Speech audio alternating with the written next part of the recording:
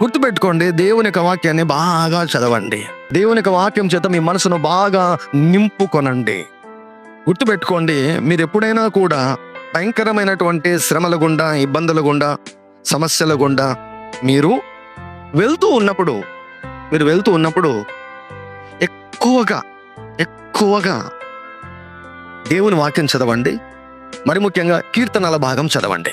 ఎందుకంటే నీవు ఏ సమస్యలను ఎదుర్కొంటున్నావో ఆ సమస్యల గుండా మన పితరులు, దైవజనులు ప్రయాణం చేశారు. So they will be the best guide. అందుకే దేవుడు వ్రాయించాడు.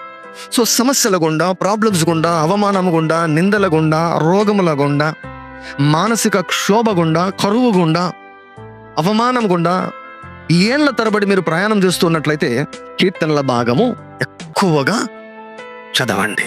రెండు మేనేజ్ చేయండి, రెండు ఈక్వల్గా సెట్ చేయండి. ఓవైపు ప్రార్థన, ఇంకోవైపు వాక్యం. ప్రార్థన అంటే I mean always praying in the spirit, భాషలలో ప్రార్థన చేయడం. గ్లోరీ టు గాడ్, హల్లెలూయా. 5 సంవత్సరాల తర్వాత మీరు విచారపడకూడదు, అరే సార్ చెప్పినప్పుడు నేను రోజు 3 గంటల భాషలో ప్రార్థన చేస్తుంటే ఎంత బాగుండునని. మీరు 5 సంవత్సరాల తర్వాత ఏమండి మీరు విచారపడకూడదు, రిగ్రెట్ కాకూడదు. అందుకే ఇప్పుడే చెబుతున్నాను, don't waste your time, utilise your time properly.